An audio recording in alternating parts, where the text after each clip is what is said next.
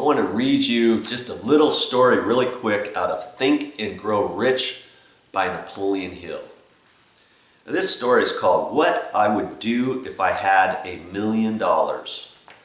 This story proves the truth of that old saying, where there's a will, there's a way. It was told to me by that beloved educator and clergyman, the late Frank W. Gonzalez, who began his preaching career in the Stockyards region of Chicago.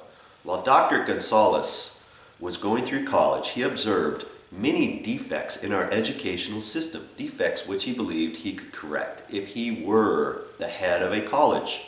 He made up his mind to organize a new college in which he could carry out his ideas without being handicapped by orthodox methods of education. He needed $1 million to put the project across. Now, where was he to lay his hands on so large of a sum of money? That was the question that absorbed most of this ambitious young preacher's thought. But he couldn't seem to make any progress. Every night, he took the thought to bed with him. He got up with it in the morning. He took it with him everywhere he went. He turned it over and over in his mind until it became a consuming obsession with him.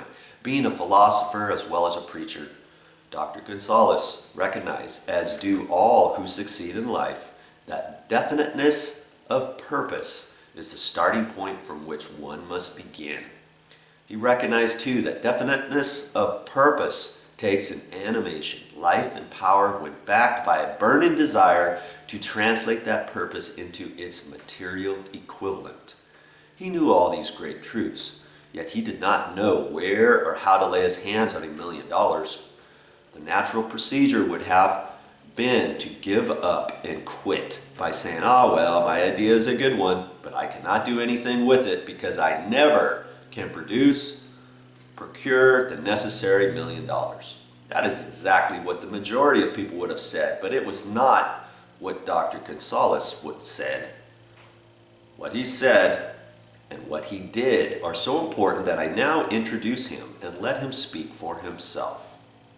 One Saturday afternoon, I sat in my room thinking of ways and means of raising the money to carry out my plans. For nearly 2 years, I had been thinking, but I had not done anything but think. The time had come for action. I made up my mind then and there that I would get the necessary $1 million within a week. How? I was not concerned about that. The main thing of importance was the decision to get the money within a specified time. And I wanted to tell you that the moment I reached a definite decision to get the money within a specified time, a strange feeling of assurance came over me, such as I had never before experienced. Something inside me seemed to say, why didn't you reach that decision a long time ago? The money was waiting for you all the time. Things began to happen in a hurry.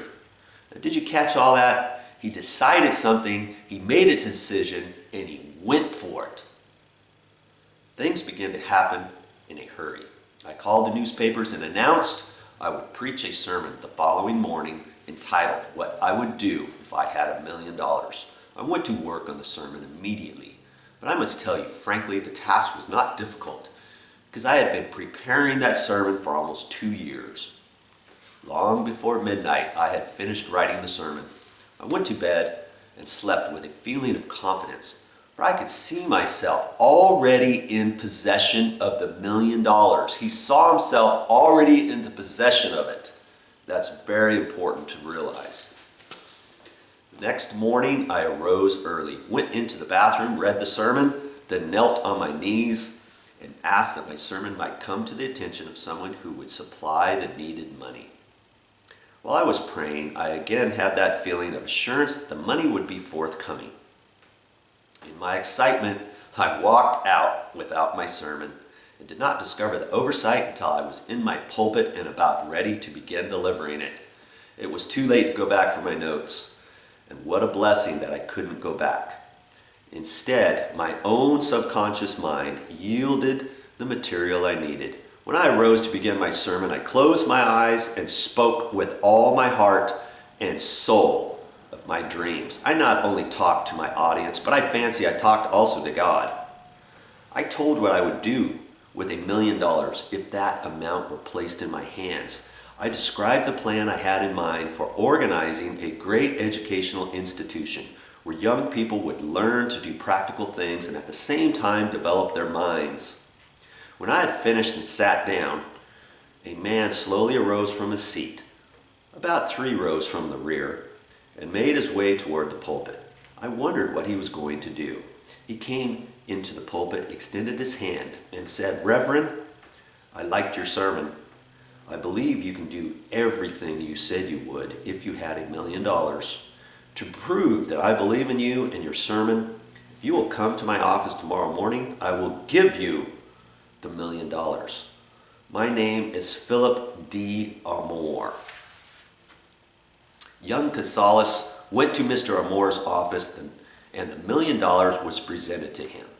With the money, he founded the Amore Institute of Technology, now known as Illinois Institute of Technology. The necessary $1 million came as a result of an idea.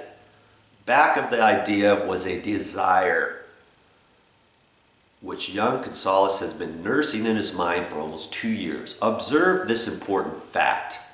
He got the money within 36 hours after he reached a definite decision in his own mind to get it and decided upon a definite plan for getting it. I want you to start realizing you have things that you can do just like this if you just put your mind to it and have a definite purpose and a desire and a passion to get it done. Just, all of this stuff, when you listen to it, follow and see how it applies to yourself, okay? There was nothing new or unique about young Casales' vague thinking about $1 million and weekly hoping for it. Others before him, in many since his time, have had similar thoughts, but there was something very unique and different about the decision he reached on that memorable Saturday when he put vagueness into the background and definitely said, "I will get that money within a week." Moreover, the principle through which Dr. Casales got his $1 million is still alive. It is available to you. This universal law is as workable today as it was when the young preacher made use of it so successfully. Now, this book is chock full of information like that. How you can be a better person, how you can fulfill your dreams and your desires, how to just get things that you want that will make you happy throughout your life. Think and Grow Rich by Napoleon Hill. You got to get this book.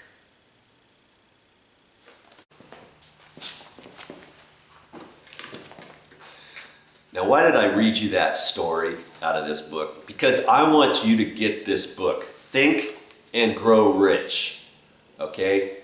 Not only are you going to get rich money-wise, if you read this book, you are going to get rich in so many other aspects of your life. It's going to be crazy impossible for you to even think about until you get this book. You gotta read this book. This is one of my favorite inspirational entrepreneurial books. And you don't have to be an entrepreneur in order to read this book, okay?